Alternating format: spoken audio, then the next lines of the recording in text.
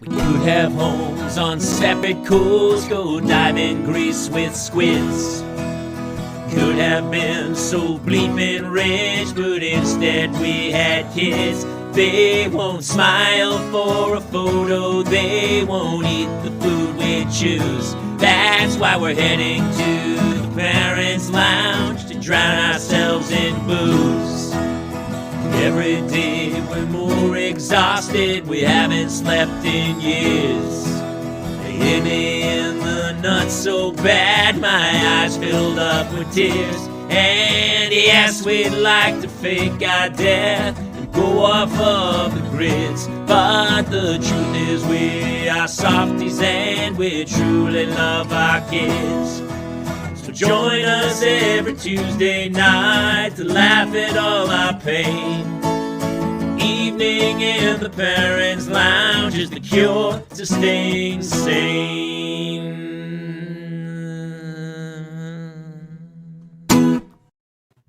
We're back! We're back! Hello! Welcome to another episode of the Parents' Lounge. It's Tuesday. It's time to take a break from our Halloween children that were totally chocolated up yesterday. I'm Jamie Kaler. I'm joined as always by my pal, Mr. Jason Gowan. Hey, hello, Jason. See, it's me. Oh, I wasn't sure. I thought I had a new co-host. A lot of it's the Clark Kent. Like I do, and I totally fell for it. But it's just me. If you weren't in Jamie's studio with a name tag that clearly says @Jamie Kaler, I would have known. No one would know. No one would ever know. So, I mean, speaking of which, how was Halloween? My kids were, of course, Corpse Bride, and somebody made a joke because it was kind of true. This was the first year they went for horror. They weren't Elmo or a princess. They were like, oh, the world's a dark place, and let's be evil. I feel like that's fitting. I'm afraid of your children. Sometimes when Hannah looks at me on the camera before the show, I'm afraid she's plotting my end. She's plotting all of her ends, and I'm terrified of her all the time. That kid's absolutely terrifying. And she was funny as Corpse Bride. Your pictures were pretty fantastic. I know, I should have uploaded them where she's like, and then the next day I took the picture where I drove them to school. And it was so funny because, here we did Halloween on Sunday night, and the whole time my neighbors were like, boy, you're being a curmudgeon. And I'm like, I'm not being a curmudgeon. I know how hard tomorrow is going to be to get them to school, right? Oh, it was brutal. Jace did not want to go to school. Thank you, Michelle. Thank you very much.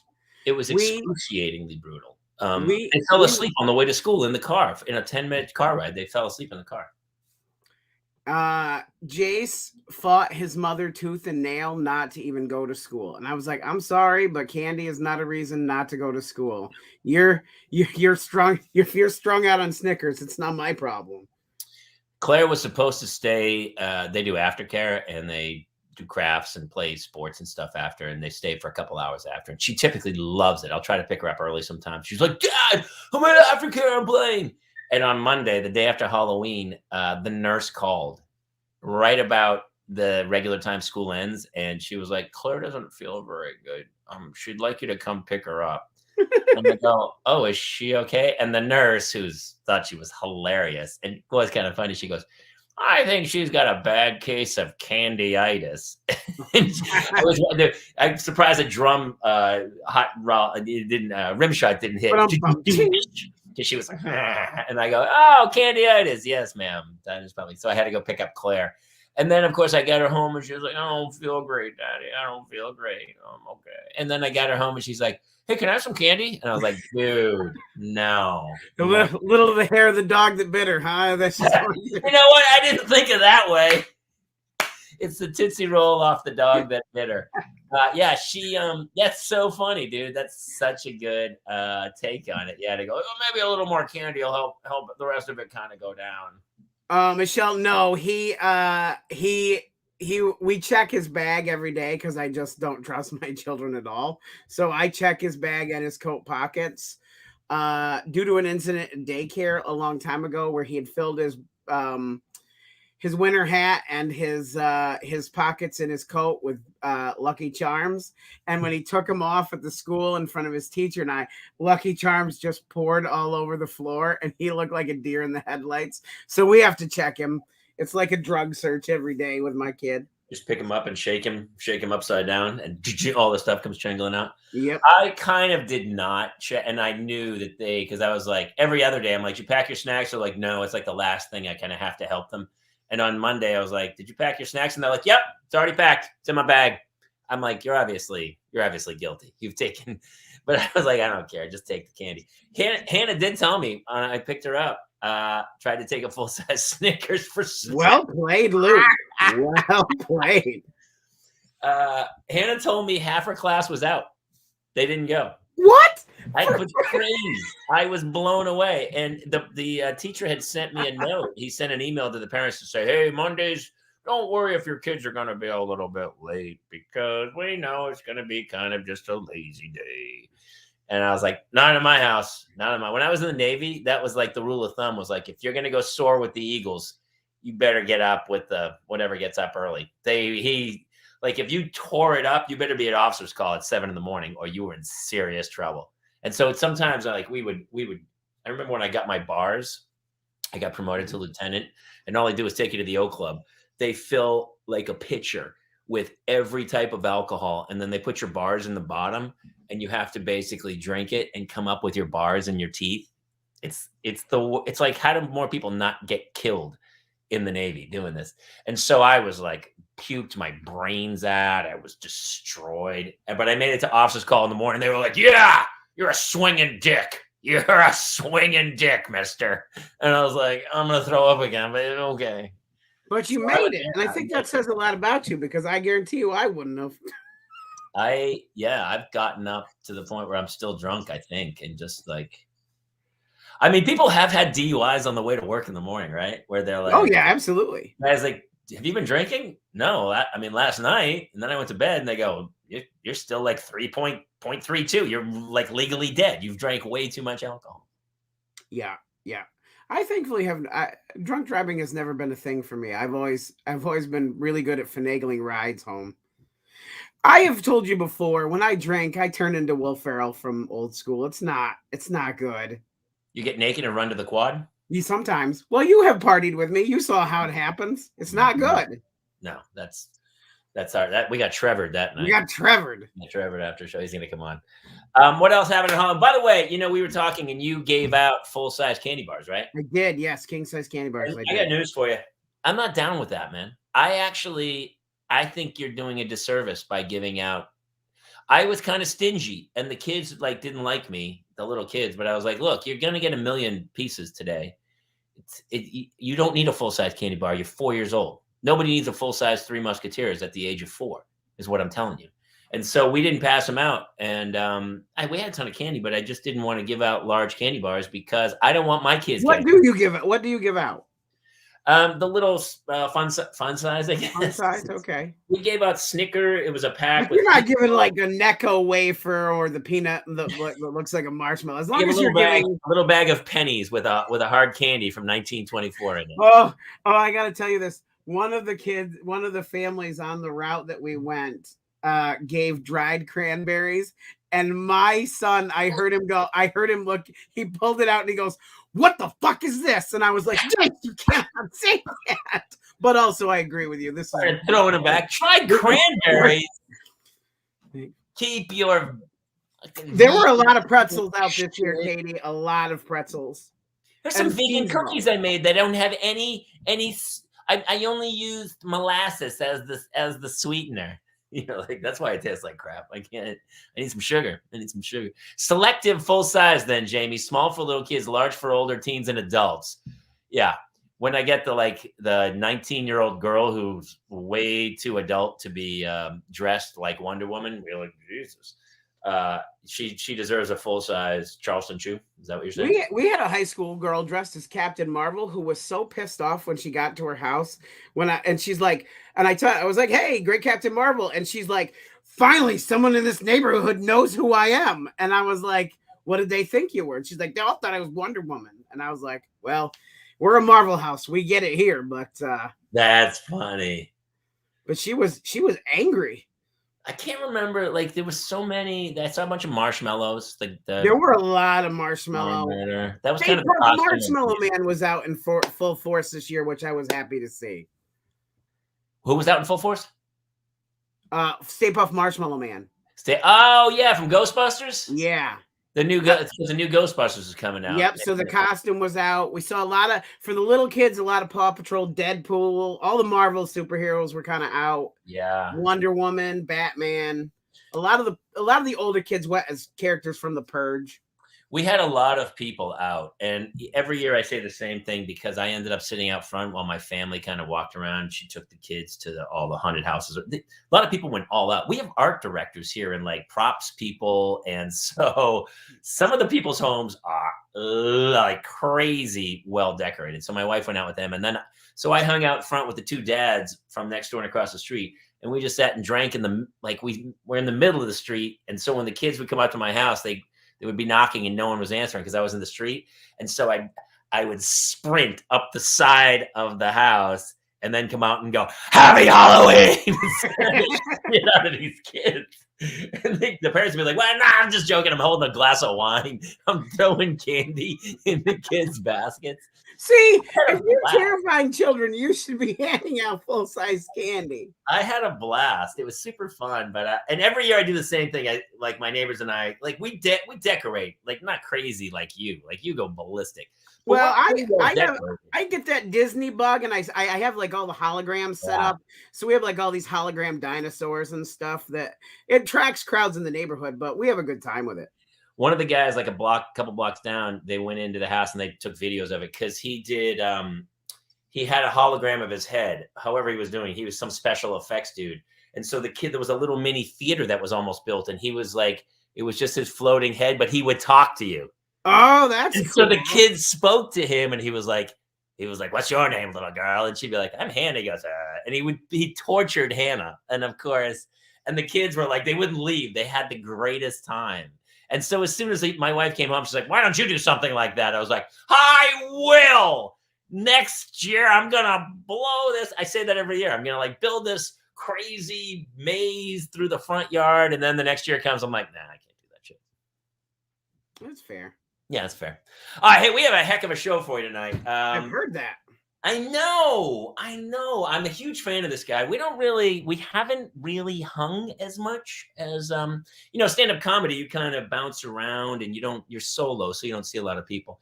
But we did do an episode of Henry Phillips' show, The Highwayman, together, which we'll have to one day. We can't do it for rights, but we got to show that. But this guy, he is one of my favorite comics out there.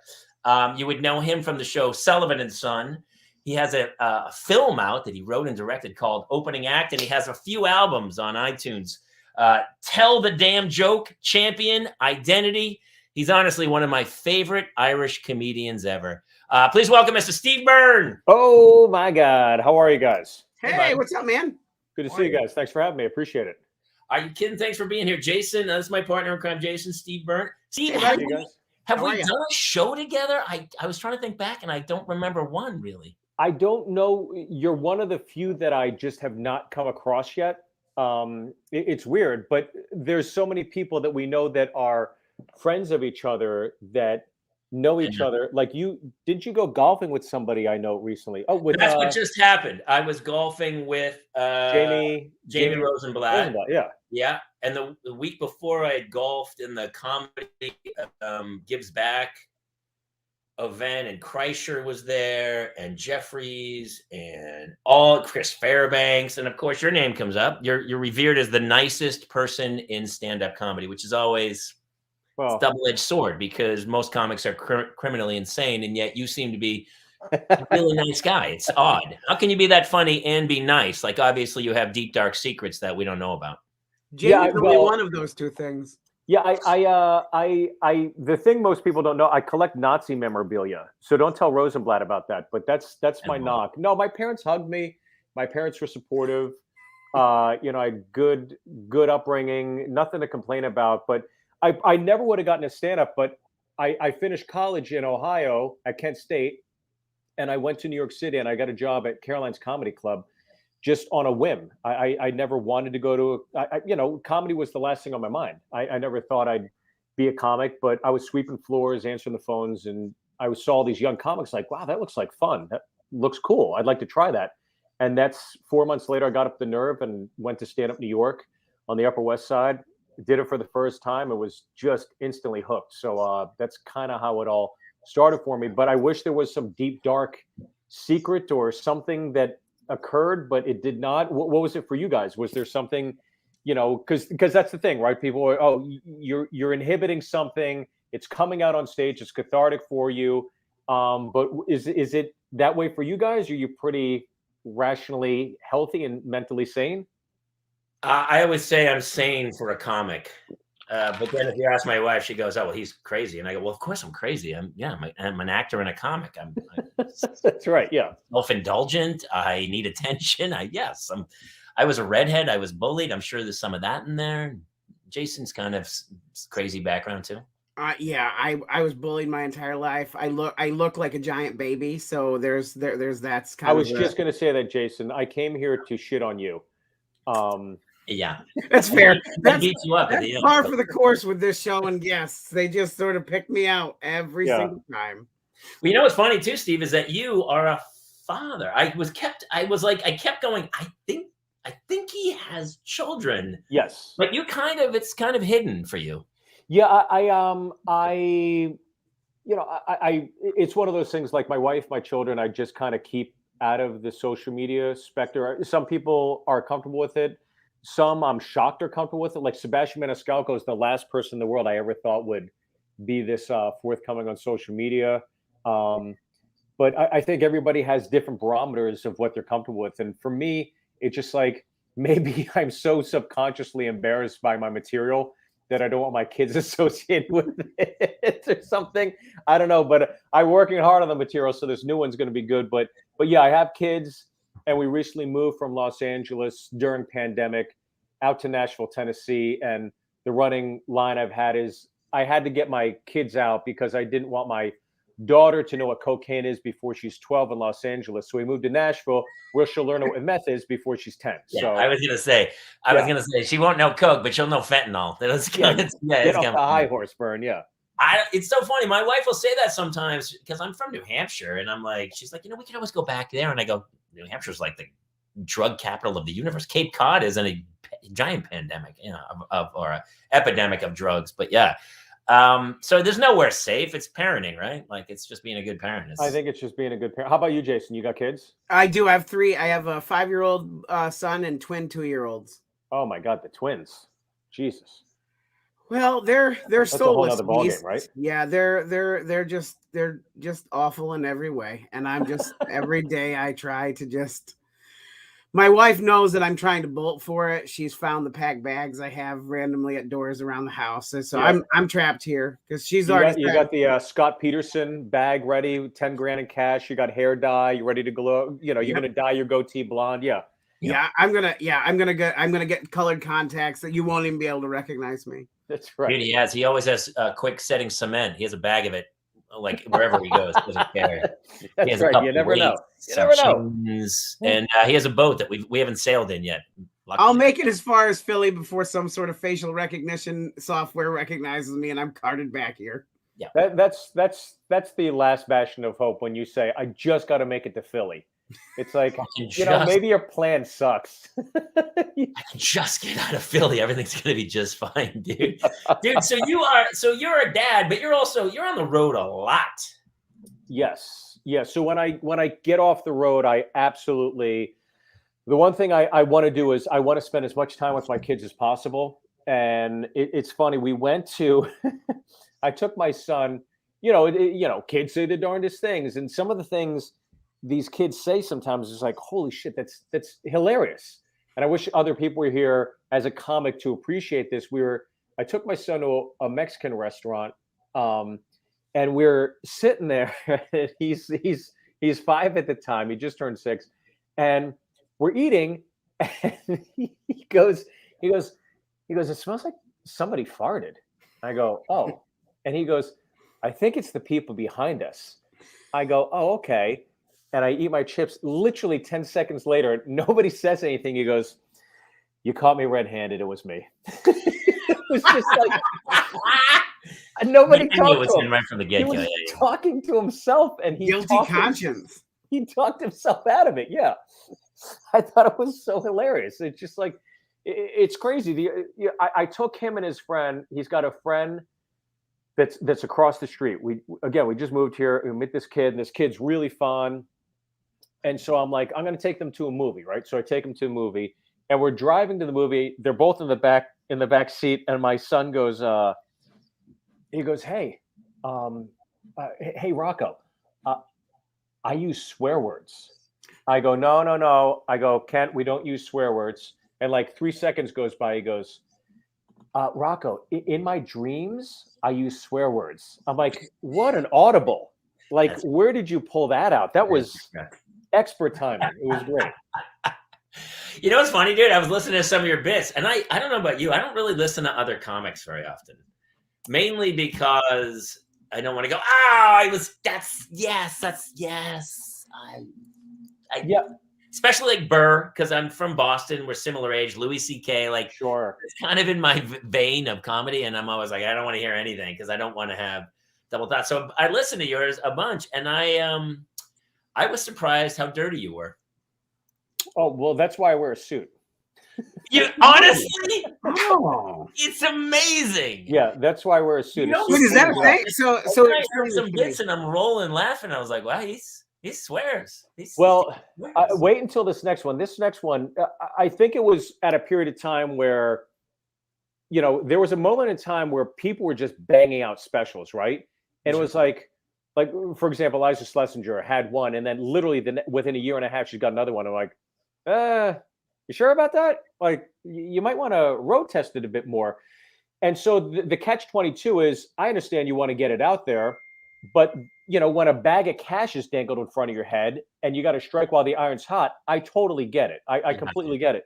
But my mindset was, I had one ready about around 3 years ago. And then I just said, no, just wait, just work hard. And this next one is definitely the best work I've ever done. I really took my time with it. I really worked on it. I got a lot of constructive criticism from my friends. And so I think anytime someone's like, oh, I saw your stuff, it's just like, just wait. This one's going to be great. So I'm banking on this. Oh, it was ridiculously funny. I thought it was super funny. I just was shocked because I didn't know you swore. I didn't know you swore. Oh, I swear like a sailor. I do too. But when I record, both of my albums are squeaky clean. Why did you go clean? Just curious. So it could play on more channels on Sirius XM. Got it. So when you get the sound exchange checks, did it pay off? Yeah. It actually plays way more for me than it. Yes. Good. But I also, I swear, like when I'm doing live shows, if I'm not recording it, I'll swear. And a lot of times the swear doesn't have anything to do with the joke, really. I just throw it in because I'm from the Navy and I don't give a shit. And I used to swear a lot, and so I don't care. And, it's also like the Friday Late Show. I'm definitely the swear quotient's pretty fucking high. Because you're fighting to get through the, the Late Show or whatever, trying to get through it. But yeah, I think most people don't realize the dynamic of a weekend, right? Yeah. Because you come in Thursday, it's like, all right, let's kick the tires. Let's get to know the room again. Let's get comfortable. Friday, first show, you're off to the races. That's a fun one. Friday Late Show, they worked all day. They think it's the weekend. They're going to party, but you see people yawning. It's disaster. And they started drinking at 6 o'clock, and it's now 10 o'clock. They've been drinking for 4 hours, man. They're wrecked. They're absolutely wrecked. Then you got the Saturday 8 o'clock show that you're off to the races. This is the one where you're like, why am I not a bigger star? I know. Saturday Late Show, that's a roll of the dice. Now, that could be a street fight. It could be a drunken mess you get caught up in and say, fuck it, I'm going to have a drink too. Or it could be just an absolute bachelorette party, bachelor party. It could be an absolute catastrophe. And there's nothing worse than a Sunday show. If you have to do a Sunday show, you got to work harder to get that special so you can eliminate those from your contract. Sunday's the worst. You definitely know when you tell a good joke on a Sunday. Yes. It's And funny. honestly, it's almost reaffirming when you do like certain bits. You kind of know your A, B's, and C's of your jokes. And on Sunday, they definitely let you know that's an A joke, and then they go, "That's a C joke. That's not." Oh yeah. I should be taking notes on all of this. I'm learning a lot tonight. Well, it's funny, Jason. I'll tell you this. I was talking to Cedric the Entertainer, and you can't just say Cedric, and you can't just say the Entertainer. You have to say the whole thing, right? Right. So I was talking to Cedric the Entertainer, and this is not a name drop. It's just like, I was talking to Cedric the Entertainer. So I go, nothing worse than a Sunday show. He goes, wrong. Nothing worse than a Saturday third show. And I was like, oh my God, completely correct. There's a few venues that still have a Saturday midnight show, like the St. Louis Funny Bone will have one. And you get the contract. You just see the what you're getting for the whole weekend. You go, fuck it. All right, let's go. Let's do it. I'll take the offer. Then you show up there. It's like, oh, we got a Saturday third show. You're like, what the fuck? You didn't read the contract? Absolutely not. Of course I did. So that's the worst one. I've literally in my life done 2 stand-up sets with this guy. Oh, how'd it go? We did this live at a theater. We sold out like 2 nights at 300. It was really fun, man. Oh, beautiful. That's great. We both stood on stage. We kind of did like a podcast, but I knew we just did our stories, like 3-minute stories, and then interacted. So it was super. But I was pretty blown away. He didn't. It was almost too easy for him. I was like, you haven't done a laundromat.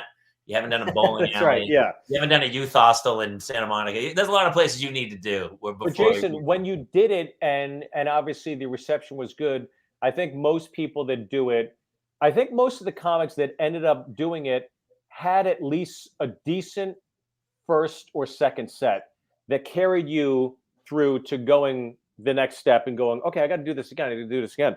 And I think a lot of people that bomb the first time are so scared from it, they never come back. So if you did great your first 2 times, I don't know why you're not doing it more often. Well, it's just where I live is kind of in the middle of nowhere. I'm about an hour and a half north of Scranton, so there's nothing here, and so like I have to go 2 hours. Like I have to go to Buffalo or Philadelphia. Or are you close to Jim Thorpe, Pennsylvania? Yeah, it's like 3 hours. Oh, okay, all right. Because I have to go do a show there Friday, and I was going to say you could do time, but. He's in Sayre, Pennsylvania. When I flew in to do the show, I flew into Buffalo and then drove 3 hours to go to Sayre. Oh, Christ. Fuck that. And for us, that show was, Jamie and I did, a live version of the podcast, and we bullshitted back and forth, and the audience was pretty into it. We drank a half a bottle of whiskey on stage, which helped. That helps. Yeah. When the last time I did a late show, like the third show on Saturday, it was late. And I was super tired. And at one point I told some joke and the guy goes, "You already told that." And I was like, "You mean earlier? Were you at the earlier show?" And he goes, "No, in this show." I go, "I did?" And he goes, "Yeah." And I go, "I'm telling it for the 4th time tonight? That's so It was super painful. Now, Jamie, what's your home club? Is it the Improv? It would have been the Improv. Yeah, I stopped calling it Avails. You know what's funny, dude? You talked about the last one. I did put up an album like a year and a half ago, right? Yeah. And it was all this material. I never recorded ever. I had all this material, and I finally said, I'll record one, and I put it up on Father's Day. It went great. And then during the pandemic, I literally wrote an album in a vacuum. Like I just had all these crazy stories, and I wrote them down.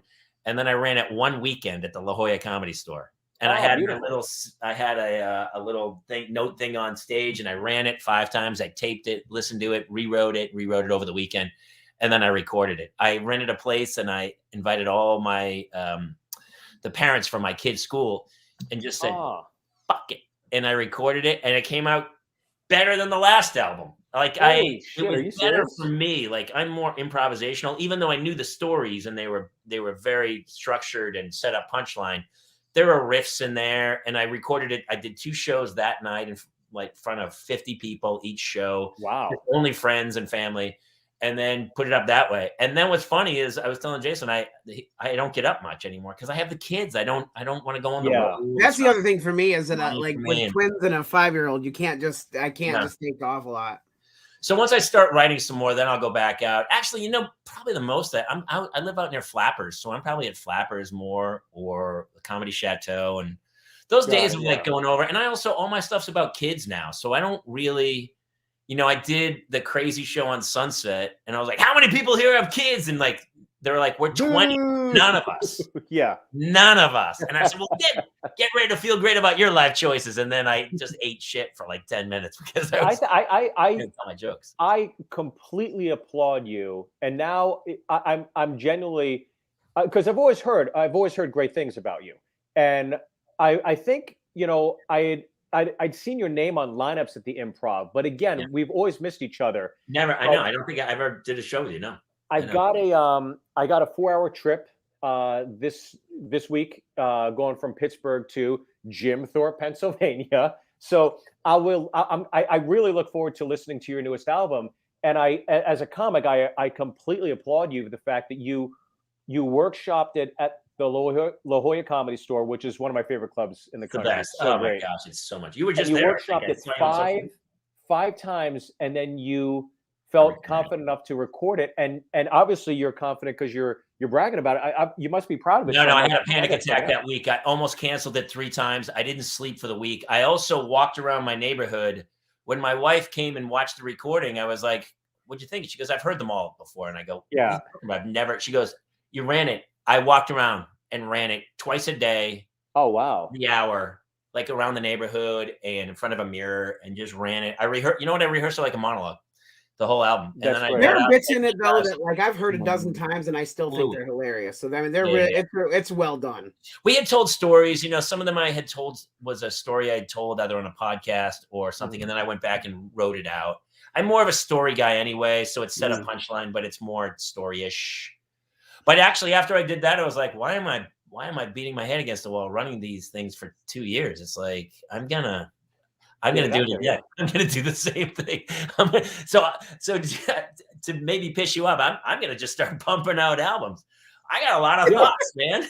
I keep seeing other people do stuff, and I'm like, it's okay, I guess. It's fun. Yeah, I think the most difficult thing these days.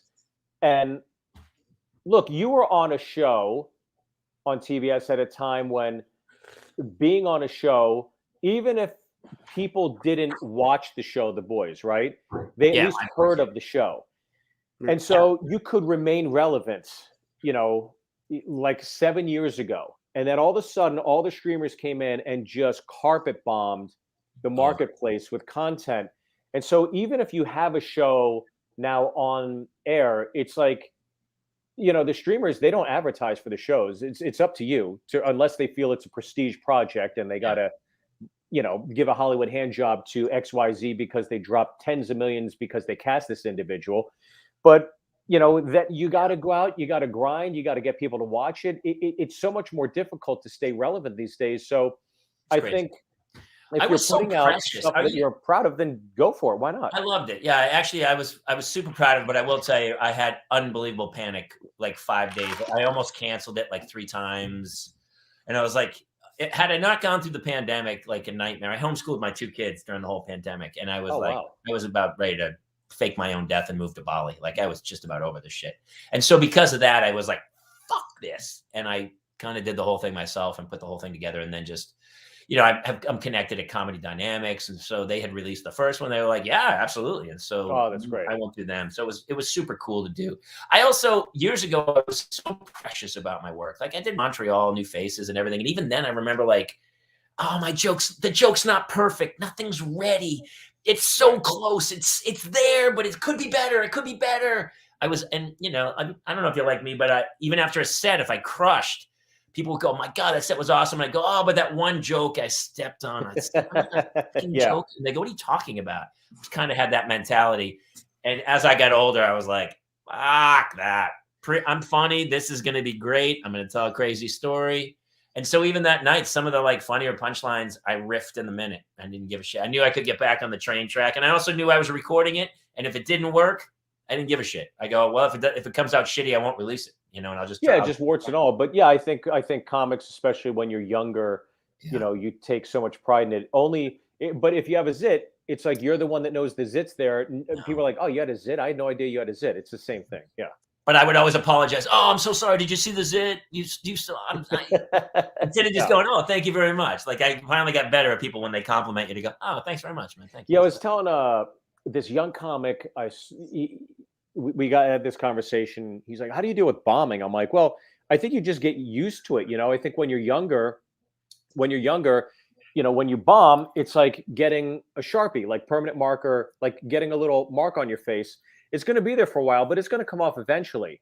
But it's going to stick with you for just a little bit. And so I think that's how bombing is when you're starting to do stand-up. You get a little smudge. It's going to take a while to get it off. It'll wear off and it'll go away. But I think the longer you do it, the more used to bombing you get to. It's just like, well, fuck it. It's part of the gig. You think you're going to come up here and kill every time? You got to earn the laughs. So no, but I think you also get to a point where you just don't bomb as much because you go, well, at least I have material. I could always pivot and jump. But there are shows where you're like, you walk off and you're like, wow, that was a lot of work. That was a lot of work, man. Yeah, I felt for me, I knew I had Jamie as a safety net. So if I started to bomb, I knew he was right there. So I guess I just kind of I had that net to catch me if something went awry. Yeah, it doesn't hurt to have a seasoned vet, but I'll tell you this: the last 4 years, as much as I work on my material when I'm on the road, when I'm at the store, when I'm at the Improv, when I'm here at Zany's in Nashville, unless I'm doing like 45 minutes or a half hour and working on my hour or material, I just do crowd work from now on. So when I go on the road, I get my work done. When I'm doing 15-minute sets, I just do crowd work. And there are some comics that kind of give me shit for it, but I'm like, I don't give a fuck. Like, I work hard on this stuff, and this is my time to just relax, goof off, and live by the wire. And I'll tell you, the more crowd work I do, it's only benefited me in situations. I had gotten booked recently at a gig where I was like, oh my, it was one of those gigs where you're like, I've traveled back in time in my career. Like, there's no way I should be doing this. I was at a car dealership doing a show for a township of like 70 people. I'm like, what the, as I'm pulling in, I'm like, I feel like my soul leaving and I want to fire my agents, but I took it. So why did I say yes? And I'm just like, oh, fuck. And you go in, they're all dressed up. People are hammered. People are smoking. Nobody gives a shit. And I go up, and thank God I'd done the crowd work, because now I'm ready for any situation. Now I'm just like sniping people and shitting on them and ruining this guy's night and dumping on this couple. And one by one, slowly like turning the tide of the room to focus on me. And it's like, okay, now we're set. Now I can do some material. But again, if I didn't concentrate so much on that crowd work, I would just go up and it's like, okay, you guys hear what happened in Afghanistan? Is that, it's just like, nobody gives a shit. So you're gonna eat it, dude. Those gigs, like I did some guy's 50th birthday party, and I thought they would have like a stage in the back with lights years ago. And she goes, well, I guess you could stand there. She had me standing at the bottom of the stairs that went up. So at the top of the stairs were two little kids that would get out of the bed at the top of the stairs. And I'm like, wow, this is fucked up and pretty good money. And I was like, all right, here we are. Yeah, and then some dude started heckling me. I go, are you fucking heckling me at a birthday party gig, dude? And then I go, listen, I don't even want to tell my jokes. I'm just going to destroy you for about 30 minutes and we're all going to leave. And he was like, okay. And I pummeled, that dude. Yeah. And then people were like, that was the greatest show of all time. You just destroyed it. That's all they want. It's so awesome. Yeah. Well, and the craziest part about that show is when you were done, he was 52, which is really weird. He was honestly, it's funny. He's like, I go along sometimes. Some guys are like right on the minute. I don't know if you are, but being on stage when you're on the road is like, it's one of the few times I actually love being on the road. And so I kind of go over my time sometimes to be like, yeah, I think I've been doing this for 21 years now. And I'll tell you, I love the hour I'm on stage. It's the other 23 hours when you're on the road that just like, now it's getting to a point where like, this is a job. To go to the airport, that's a part of the job. To get through security, that's part of the job. To wait at the gate and have a mechanical issue or weather delay, it's like, that's part of the job. Getting to the hotel is a part of the job. It's like all these things start accumulating. And after a while, you could put me in the nicest hotel You could get me a really nice darkened SUV to pick me up and a driver that walks my stuff over, and it's still like, I'm not home. I'm not home. But the That's minute why you I get don't on do that it much stage, anymore, man. I just don't do it much. the minute you get on stage, that's it. It's like, all right. Well, that's what I they guess it's say. They worth it. say the show's free. You're paying me for the other 23 hours in the day, right? Yeah. Exactly. Yeah. Hey, one of my favorite bits of yours was you do this whole thing on stereotypes, which I don't know if you can do that anymore. Really, I don't know. Has stuff changed like that for you? Because I want to hear your stereotypes on kids. Like you did a whole bit of stereotypes about, because they're absolutely true. Like, the Irish are drunks or whatever. But if people say that, if they pick out your stereotype, people are like, hey man, you canceled. You can't say that anymore. Yeah, I think these days they say you can't do that, but I think there's always still a way you can do it. I think you just have to outsmart them and throw the scent off of it. And to be honest with you, I've gone all in. I haven't like walked away. It's like I've not only gone in, I pushed everything in on this next one. So I can't wait to see the new special, man. I've on your social media, I've seen your posts where you're like, I'm grooving. This thing's getting tight. When are you taping it? Well, I'm talking to an individual from a streamer next week, and I'll find out exactly when we're targeting and doing it. But like, if somebody said, "Are you ready tomorrow?" It's like, yeah, I'm ready. I'm so confident in this thing, and That's awesome. It's different. It's nobody's done anything like it, and I think again these days you gotta, I think do something different but the same. Just let us see something we haven't seen before. But still, it's still comfortable enough that we're not like, what the fuck is this? It's not subversive or esoteric. When you're home, are you totally Mr. Mom? And your son's 6? My son is 6 now. My daughter's 9.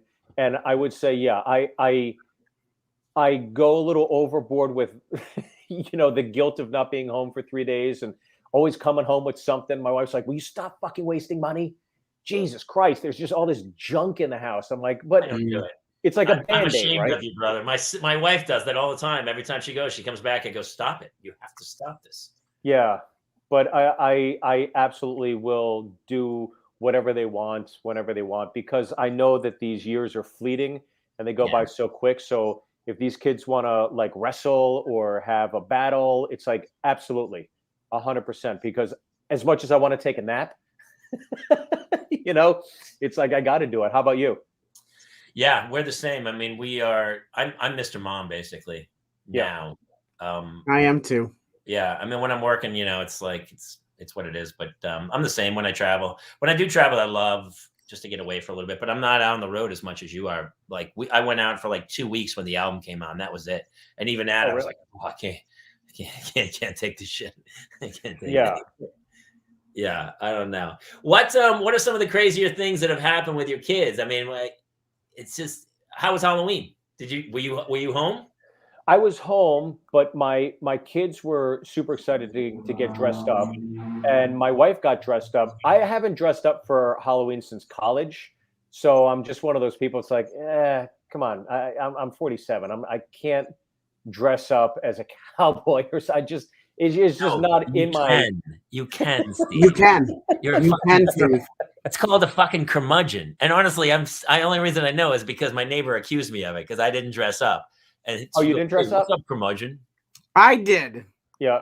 Oh, he What dressed were you, up Jason? hard. He goes hard. I was a brachiosaur. My son had us all be dinosaurs from Jurassic Park. Oh, that's pretty cool. That's pretty sweet. I passed out candy though. Like I wanted to man the front because I hate when kids show up and there's just a bucket at the door. Oh yeah, I was like, they want the reveal. They want to say trick or treat, So they come to the door and I have a bowl of rocks that I hold out, and then they just kind of stare at it. It's like, guys, I'm just kidding, Jesus. And then you bring out the real thing and just try to kind of fuck around and have a little fun with these kids. We're really close with our neighbors, and all of our neighbors are super fun. And so the first year we were here, they had like a Halloween party. So I put out the bowl of candy, right? And I ran next door with like a wine, and they were like, "Oh, we don't have an opener." And I was like, "Oh my gosh, I'll run back." So I ran back to get the opener. The bowl was empty. Like literally, whoever the first kid came was like perfect and dumped it in the bag. I was like, "Oh, that was a teenager." It was a teenager. Somebody right out of the chute scooped it all. So I didn't do it, but my neighbor did it. And this week it was funny because we were watching. And Oh, we saw the bowl. And when the kids were like in the bowl, he goes, only take one, only one. And the kid was like, oh shit, and like melted down and went and run. He was like, ah. Now, when your kids come back and they dump out the cachet of goods, all the hard-earned work, what is the first thing you're taking for yourself? I took their Heath bar. That's a good one. I'm a Heath bar. I like Yeah. Heath. I took a couple Kit Kats. I got to get rid of their candy because I say I'm not going to have any, and then I had a couple glasses of wine on Sunday, and I was like, well, Heath bar is a perfect aperitif with this. So yeah, I fired it up too hard, man. But The dad candy tax set laws specifically state that I take a third of all Twixes and a third of all Reese's. You run hard. You have Somebody to. gave my kids a giant cookies and cream Nestle bar that's literally that big. It was one of the neighbors, and she's like, "Oh, I only did it for the girls in the neighbor." And I go, "Yeah, my kid doesn't like." We were talking earlier. I don't want a full size candy bar for my 6-year-old. So don't try to give him a Snickers or a giant fucking Milky Way. One size is fine. I don't need that. Yeah, we don't need the diabetes, lady. Thank you. I'm handling diabetes out like Wilford Brimley. That's right. Hey, I have a couple questions for you. Sure. Yep. So there was a story this week where there's a mom in Florida. Okay.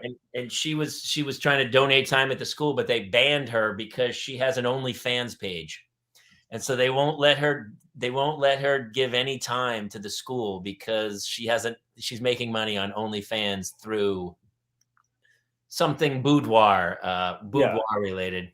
What are your thoughts on that, Steve? Well, every father in that school is like, that's horrible. Now, what was her name again? Just one more time. Can you just run that? Oh, it's horrible. Absolutely horrible. Look, I mean, I'm sure she didn't intend for that to get out. I'm sure she was probably trying to keep that on the DL, but she was also volunteering her time. It's like, oh, you can't do it anymore. It's like, fuckers, I was working for free. You guys go fuck yourselves. I don't see there anything wrong with her doing that, but the minute she's exposed, it's like, yeah, I get it. You don't want that being associated with. My question is, a bunch of preschoolers or something. Whoever the dude was who found her, he should be banned from the school. Yes, because he was the one searching on the site. He's the one who's really on OnlyFans. She's an entrepreneur. She's the supply. The guy in charge of demand should also be banned. That's right. From school. But yeah, as soon as she got banned and it went national, all it did was make, it's like people protesting Passion of the Christ. All you're doing is making Mel Gibson more money. That's all I can tell you, man. You got to stop protesting shit. That's why my OnlyFans on my account, I wear just a Chewbacca mask so that they'll never know it's me. Shaved Chewy. Yeah. Are your kids on social media? 9-year-old? Getting close, right? No. Phone? No phone yet. I think my wife and we've decided that will happen at the age of 12 to 13. Now, can we last that long? I don't know. What is your take on that? Because I've heard mixed things from different parents. Some parents, I know friends of mine that their kids already have cell phones. Yeah. At 8 or 9. Yep. And I'm going to try to hold off as long as I can. That's my goal. How about you guys? I feel the same way, Jason. Yeah, I'm going to say I think 12, 13 is the right time. Because if you go much past that, then you start making them the weird kid, and I don't want to do that to my kids. Yeah, Billy Gardell had a great joke. He's like, you don't want to not have your kid involved in technology where your kid is 13 and he's in the lunchroom and he's playing with marbles and he's like, my dad says this is a video game. It's like, no. That's funny. Well, there were people who wouldn't let their kids use the iPad, and I was like, well, that's their textbook. You know that, right? Like you. Yeah. The one thing I hate, and I'm sure you guys see this too, is when I take my kids out and you see families, especially at the airport, just dump an iPad, a phone in a kid's lap, and they're at dinner or they're at lunch or they're at the airport and they're just playing games in a trance and they're turning up the volume. And it's like, I think when you're on a plane, that's okay. When you're traveling, that's okay. For me, I just think less is more. I think the less time they get with that stuff and the more time I'm being interactive with them, I don't want to use this as a pacifier, no matter how old they are. Have you traveled much with your kids? Oh, a ton. Okay. Absolutely a ton. Yeah, we're guilty. When I'm in the airport or whatever, it's like just watch your iPad. Just sit down. Just sit down. So what do you do with it? What do you do then? What's your go-to then, Steve? My go-to, even when we're at the gate, it's like, all right, let's take a walk. Let's walk around. Let's look in the shops. We do that. What is something you want this year for your birthday? Just trying to spur conversation so that the minute that they're on the plane, the minute they sit down, it's like, all right, you earned this now. Now for 3, 4, 5 hours, you get to watch, play, whatever you want. But the minute we land, give that thing back to me. So that's Father of the Year. That's your next album. Father Well played. There's a guy speaking at our kids' school this week. His name's Ben Tracy, and I'd never heard of him, but apparently he did some bad things on social media years ago and lost his job. He had some tweets or something that were, I think, homophobic, or they were derogatory in some way. And so now he tours trying to teach kids the internet's permanent. Basically, this is going to go down as a permanent record, is what he's saying. So I'm so intrigued to go see him. He's only speaking to the 5th to 8th graders in the grammar school, but I'm so intrigued to go see this dude go. Well, I'll tell you, the minute he gets on stage and his first 10 minutes when he's saying what he got in trouble for, I would be fucking howling. I would absolutely be. I would have tears in my eyes knowing you're not supposed to laugh at this. And I would be fucking pissing my right. Yes, it's crazy. Well, here's the other thing, dude. It's like it's so exponential that by the time my kids are doing it, they already know how to do stuff. Like my 6-year-old can get through the iPad faster than I can. Like she's already like, oh, Dad, the Wi-Fi's on. Let me get on here. And I'm like, whoa. See, my 5-year-old just did that same thing. I've never shown him how to even run this stuff, and all of a sudden he's doing it. I was like, where did you even learn that?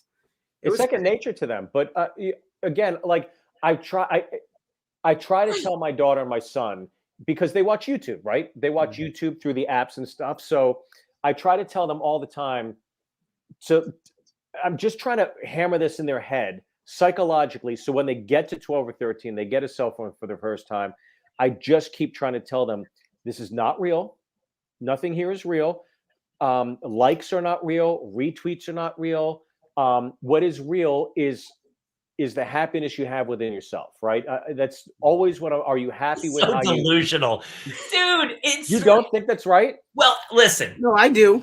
I do. Of course, I do, but I don't, because you know what is real is the fucking money. The money these kids are making, dude. Now, have you seen what the college athletes are making? There's twin basketball players from Fresno State, 2 women, girls, really. They're like 18 or 19 years old. And they do TikTok videos where they dribble in unison or whatever. And they're like on the Fresno State basketball team. Yeah. They're gonna make like $500,000 this year because of their social media campaign. So it is hard. It is hard. Every kid thinks that they're going to do that stuff. But again, it's like all of us when we moved to Los Angeles. It's like, am I going to win the lottery? Do I get to win the lottery? And even if you win the lottery, it's like, okay, now you have to sustain relevance. So the thing I think that most of these kids don't realize is you might hit it big as a YouTuber for 3, 4, 5 years, right? Yep. And then that time that you should be honing a craft or doing whatever it might be, at least with us when we moved to LA, whatever, we're on stage every night. We're grinding. We're learning how to write jokes. We're inspiring each other. And I don't think that I haven't seen anybody sustain true relevance with all this. Even like YouTubers that toured comedy clubs 4 or 5 years ago, like you never hear of them anymore. No, there's a handful. And yeah, it's about numbers though. It's crazy, man. Well, I'll tell you, I saw this. I took my kids to go see this movie called Ron Goes Wrong. Oh, the robot movie. Yep.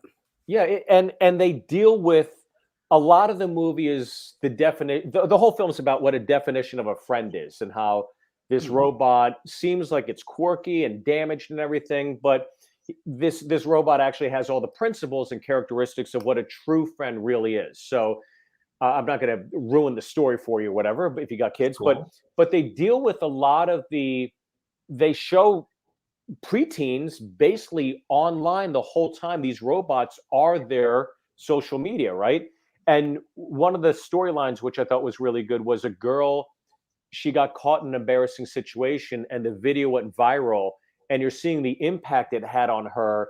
And it spurred a really healthy conversation for myself and my kids afterwards, again, about, things being permanent on the internet, et cetera, all those other things. So I think it was the first time I saw a film that was really relevant pertaining to all the fears we have about these things.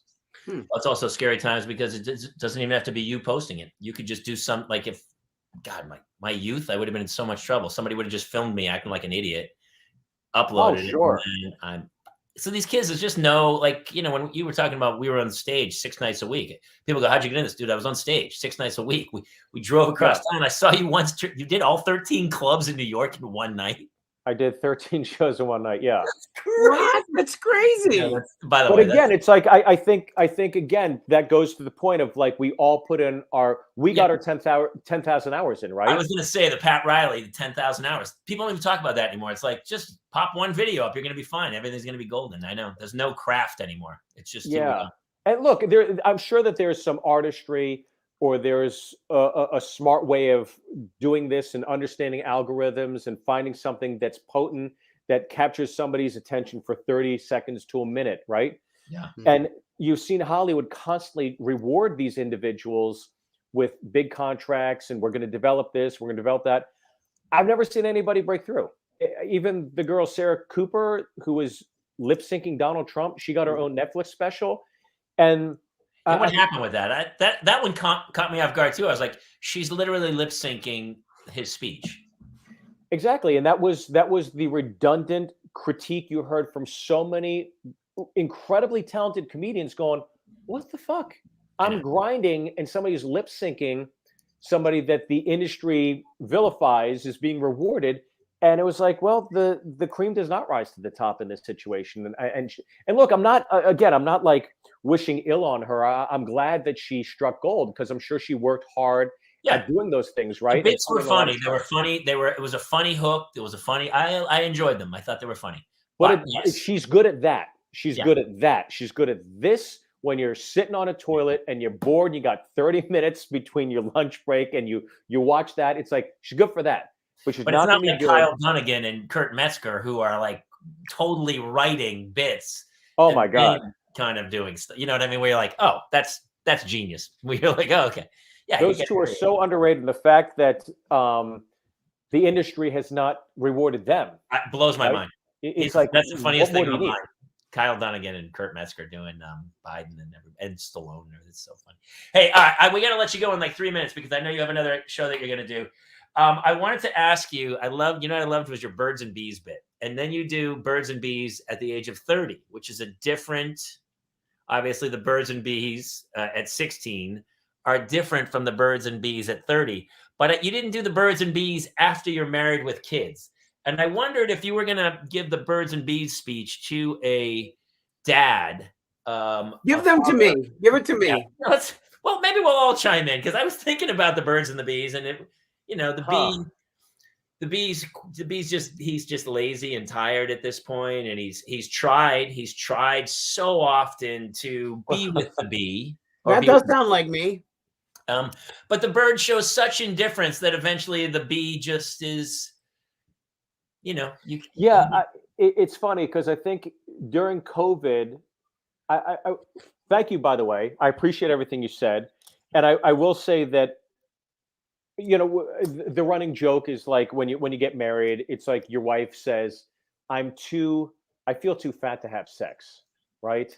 And over COVID, when it comes to the birds and bees, there were times where I was eating like shit, and I felt too fat to masturbate. I was like, I can't do this to myself. I don't deserve it. Like, my belly's getting in the way now, and it's just like so rotund and just awful. And it's so bad. I've never been close to 200 pounds in my life. And it's like, well, yeah, that's what an Arby's beef and cheddar, curly fries, and apple turnover will do when you eat it for lunch, and then you go to Chick-fil-A for dinner, you fat dipshit. So I've had to turn it around, and that would be my birds and bees for the COVID. Well, and I'll listen. Spot on, by the way. Yeah. Spot on.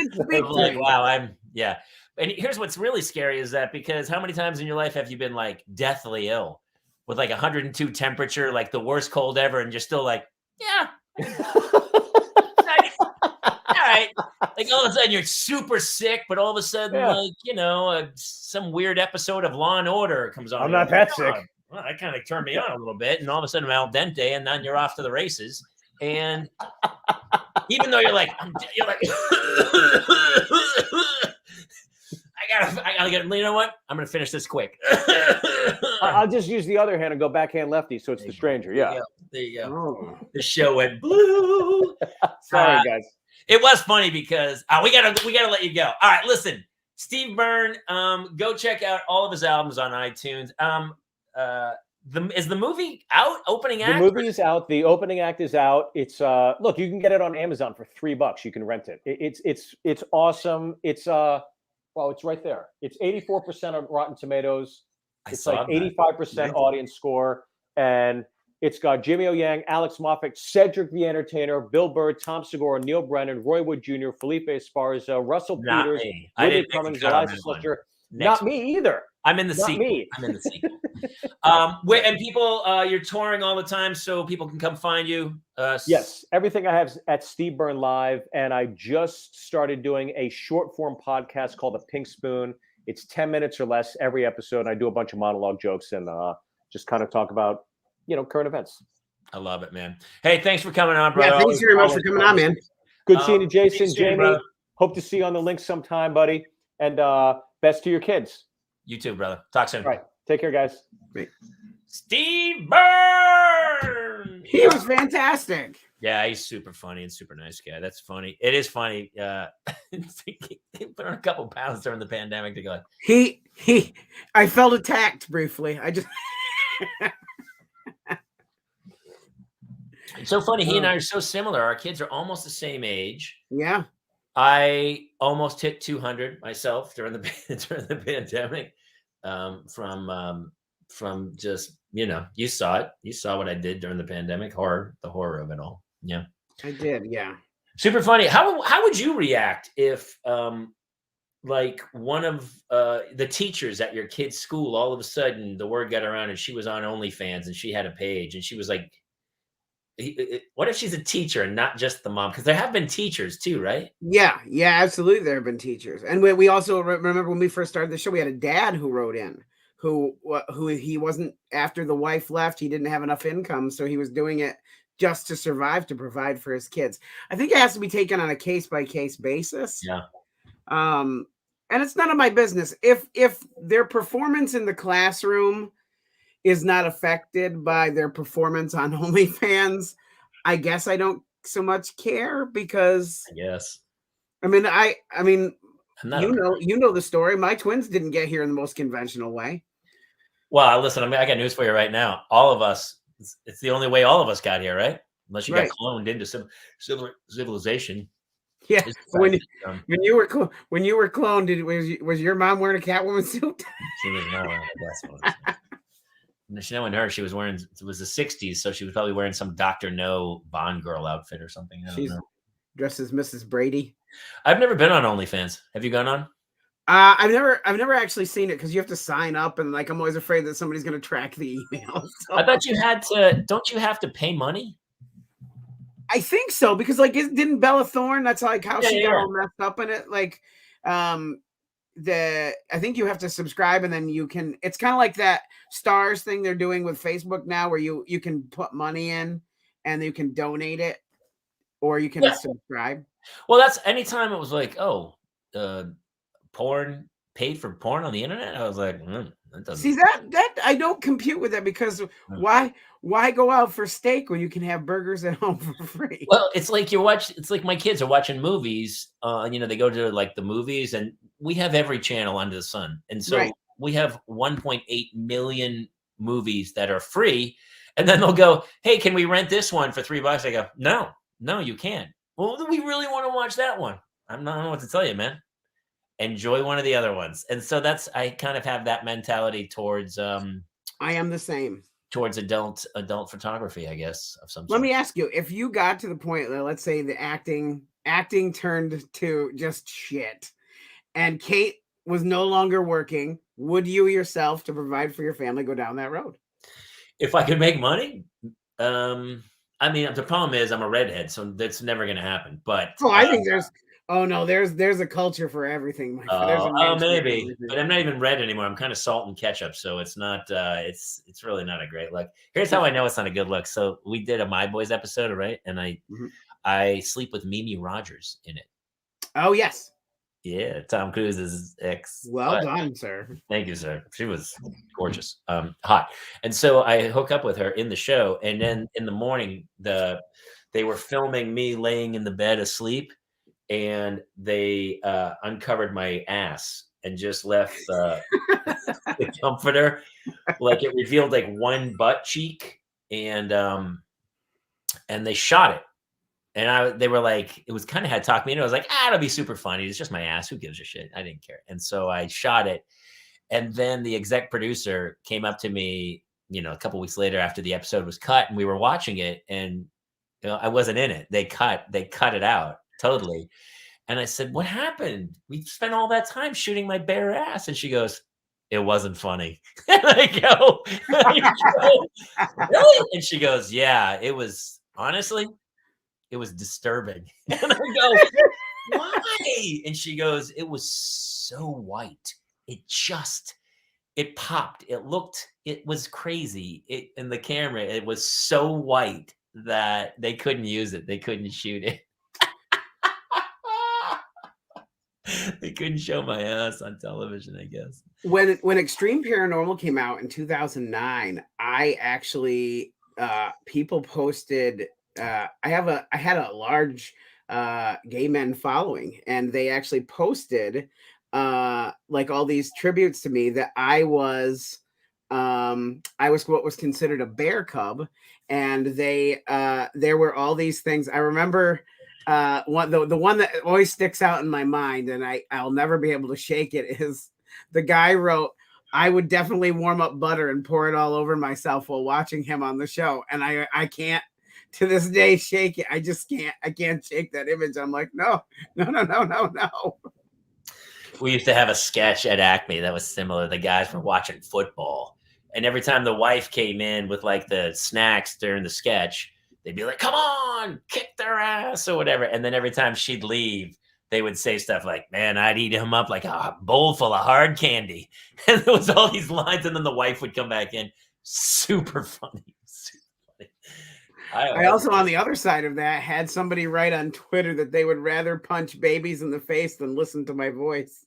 I hear that a lot, actually. That's pretty normal. It is funny, man. I don't. When you look like I used to do jokes about I could be Mr. Olympia. I still can't take my shirt off at the beach. People would be like, "Put your fucking shirt back on. You're burning my eyes out." Yeah, I couldn't even tell you the last time I took my shirt off at the beach. No. I just feel like it's a courtesy that I offer to the world. Me too, man. Oh, look, I'm built for the night. That's all I can tell you. I'm better in shadows. I like dark, like a troll, like under a bridge. That's how I always feel like I should be. I think that's why this show does so much better on the audio version of the podcast. The downloads are so much higher. It's just like puppets. It's just like you can't see. We should do that. We'll just do one episode as puppets. That's funny, dude. Gosh, Steve's so funny, man. He's super funny. I wish I had been closer. I totally would have opened for him. I know, that would be super funny. You could easily do it. He is, and I love him. He is wary of his children out, and I get that as well. I kind of am not that much. I'm not either. Use certain things, but I feel like it's so funny because when I was a kid, like if you look at photos of me as a kid, I'm like, I don't know how to smile. I think my kids kind of know how to smile for a camera in a weird way. Like they know, like they pose. Your kids pose. Hannah, in particular, in the Halloween photos, was all about the Halloween. She'll pose when she wants to, but you're like, you just pose. Put the thing down. Look at the camera. Oh, so there's a process to that. And then she looks like this.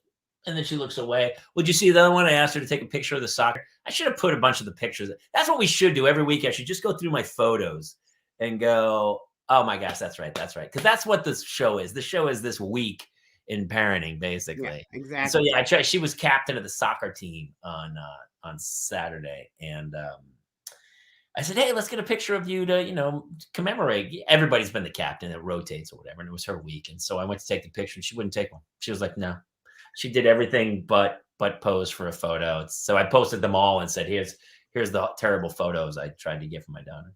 Yeah. We finished soccer this week. It ended. I don't know if I told you, but my team was sponsored by a porta potty company. And our jerseys were yellow. And I feel like somebody, whoever decided that, did that to my buddy and I who coached together. I think it was done intentionally. The numbers in brown. The numbers should have been in brown. They might be. Actually, no, I didn't even think about that. Chico's bail bonds. I'll have to look. I'll report back on that because it might actually be. By the way, Claire still hasn't lost her team. Still? Yeah, they won the first game 50-1. There's 2 girls on her team that are and Claire scored 4 goals this game. Oh, that's fantastic. But the team scored like 18 goals. Like, it's crazy. And so I'm not coaching. I'm with the 2 guys, and they're super nice guys, and they're great coaches. But their 2 daughters are crazy good. Like, she can step on at 6, steps on it, pulls it back, fakes you, goes around you, scores. You're like, that's insane. And so I keep asking the coaches, I go, have you guys not been beat up after a game? And they said, no, but the commissioner's kind of giving them grief. And it's like, it's not their fault. Their little girls are really good. And I mean, they're killing people. They're killing people. Every game is like they win by at least 12 or 13 goals. It's nuts. So are they going to separate them next year? They might. I think they probably should, actually. I mean, I don't know. Divide it up. But Claire's like, she goes, I'm never going to lose. She said that to me this week. I go, hey, you won again. She goes, I'm never going to lose. And I said, well, you might one day. She goes, no, I won't. There's a lesson coming there. It's the same lesson as Jenkinson's on the beach. Oh, right. She won the first time. So I might get a bit out of it, I think, about the fact that she kind of just lucked onto this team with these other 2 girls. But the coaches are great, and so Claire has gotten better and better. So you're saying Claire should never, ever go to a casino? No, she's going to be she's like, I'm a winner, chicken dinner. She's going to get killed. Just the next one, Dad. Just the next one. It'll be the next one. Jenkinson's making kids cry for the last 90 years. Who was it? Tommy Rouse worked there? That was crazy. Yeah, isn't that funny? Tommy Rouse worked there. Yeah. So, all right, listen, I got to go. I got kids. I got to put them to bed and stuff. But who do we have next week? It flies by. I don't know. Who do we have next week? We just did the we have Why Mommy Drinks. Oh, Why Mommy Drinks? Is that next week? Yeah, I think so. Yeah, we just did their podcast and stuff. Yeah, it's funny to see all the other parents. It's funny because Steve, like when you listen to his stuff, I wonder if his new album has it. Remember we had our other friend, Chris Frangiola, on, and he was like, he wouldn't even kind of admit he had kids. I was like, you have kids? He's like, I don't want to talk about that. Some people, that's their, and so I kind of respect their privacy and stuff, that they don't want to talk about kids. Yeah, and there are people that I haven't reached out to because I know they're very private about their kids, so I don't want to break that thing. But the parenting part, you don't have to be private apart because it is, it's super painful. Just Halloween was super fun, but the build up to Halloween and then the post Halloween was rough. But the night of Halloween, we had a blast. It was super fun. Well, so we were dinosaurs, as I said, and my son picked. As I told you, I was really upset because I normally build the costume, and I did get my moment in the. I did get my name, the vindication that I wanted, because he realized that the inflatable T-Rex costume was not fun to walk in. And so he said to me when it was all done, he goes, I'm sorry, Dad. I didn't mean to hurt your feelings. You can build my costumes from now on. And I was like, yes. Crying tears. Suck it, Spirit Halloween store. Funny. That's super funny. That's all I got. I think we're going to do another one-off show with Claire Kramer and Kate Mulligan. Our resident moms. Yeah. I mean, a lot of people, I kind of like that group, and I think we're going to do the name The Parents Lounge. Didn't give it away. I know, right, Katie? I know. It's the Parents Lounge. It's our respite away from life. So yeah, I want to hear from other people though about, I love that group of ours, the 2 of us with Katie and Claire Kramer. I love. So I think we might be doing a parental view show on a different day of the week that we'll kind of push out. So, hey, let's thank everybody for coming. Let's thank Steve Byrne and tell people what they should and shouldn't do on whatever they're on, right? Yeah. Catch us live every Tuesday night, 10 p.m. Eastern, 7 p.m. Western time. And we are live on Facebook.com/The Parents Lounge, YouTube.com/Jamie Kaler, and Twitch.tv/The TPL Show. You can also download the audio version of the show on iTunes or wherever you get your podcasts. And please, if you're on YouTube, be sure to subscribe. If you're on Facebook, be sure to like and follow, do some ratings. And if you guys are interested in any of this shenanigans, I think it's on Facebook as the store or something. Yeah, if you go to Facebook.com/The Parents Lounge. Little Parents Lounge glasses and stuff. Pretty cool for whiskey. And I think that's it for this week. It was kind of crazy. It was great to have Steve. We've been kind of reaching out to him for a while to come on. So definitely, if he comes to your local town, please go support live comedy, and support Steve Byrne, because it's a killer show. He's a monster. He just destroys rooms. So it's super fun. I got nothing else. Take us home, brother. All right, everybody. Good night. And we'll see you next week on the Parents Lounge.